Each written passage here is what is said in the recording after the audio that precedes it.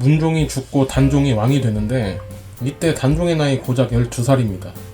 그리고 단종의 어머니 현덕왕후 권씨가 단종을 낳고 얼마 뒤에 죽어 단종은 어린 나이에 외로운 왕이었습니다. 그 응석 부릴 어린 나이에 얼마나 여기저기 눈치 보고 혼자 노심초사했을까 생각을 해보면 사실 좀 마음이 안 좋습니다. 그래도 세종에게 인정받은 단종이어서 그럴까요? 어린 나이에 맞지 않게 대신들의 말에 귀를 기울이고 본인의 의견도 떼쓰지 않고 잘 피력하며 나름 정치를 잘 했다고 합니다. 세종이 만약 세자가 되지 못하고 양녕대군이 그대로 왕이 됐다면 세종은 중앙정치에 참여하지 못하고 궁궐 밖에서 책만 읽으면서 살았을 겁니다. 그래서 그랬을까요? 세종은 둘째인 수양대군과 셋째인 안평대군에게도 일을 시킵니다. 훈민정음 만들 때도 수양과 안평이랑 같이 일을 진행했다고 하죠. 이 둘도 사실 문종 못지않게 능력이 매우 뛰어났다고 합니다. 그런데 이렇게 나라의 일을 시키면서 수양과 안평을 따르는 무리들이 생기게 됩니다. 이 무리들이 조정 세력에서 무시할 수 없을 정도로 커지게 되고 그러면서 그 단종에게 위협이 돼버립니다. 불행 중 다행일까요? 이때 당시 영의정이 황부인이고 좌의정이 김종서였습니다. 김종서는 육진을 개척한 장군이고 백두산 호랑이로 유명하죠.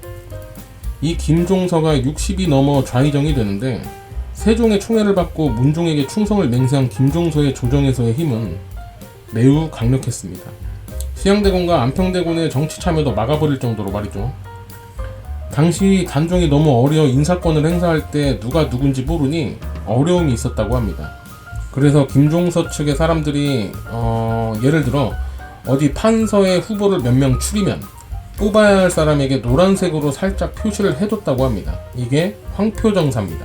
이 정도로 김종서와 황부인의 영향력이 강했고 이때 당시 조정은 김종서 황부인파와 수양대군파, 안평대군파로 나뉘게 됩니다. 수양대군은 무에 아주 능했다고 합니다.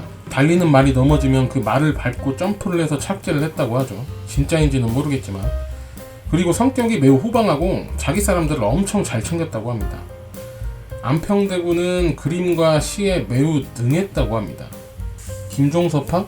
여튼 대신 관료들이 볼 때 수양과 안평 이 두 명이 손을 잡으면 본인들은 밀리게 된다는 걸 인지하고 둘 중 한 명과 손을 잡는데 그나마 안전해 보이는 안평과 손을 잡습니다.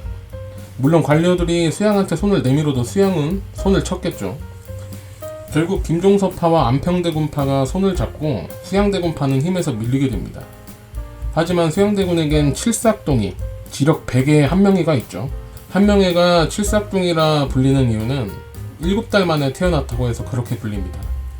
한명회 집안이 본래 명문가인데 한명회가 어릴 때 부모가 죽습니다. 그래서 작은아버지 밑에서 크게 되는데 백수에다가 얼굴이 되게 못생겼고 자세도 구부정해 사람들이 별로 좋아하지 않았다고 합니다.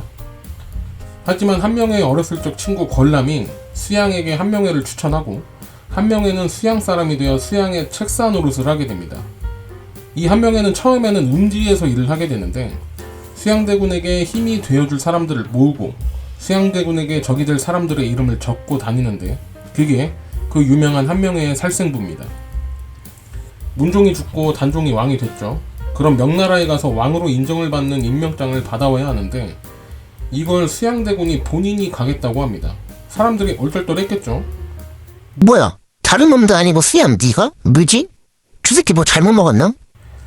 수양이 명에 가서 임명장을 받아오겠다는 건 야 봐라 내 조카 단종이 왕으로 인정받는 임명장을 내가 받아온다는 거다. 그럼 뭐냐? 나 왕이 될 생각이 없다. 나 의심하지 마. 알겠냐?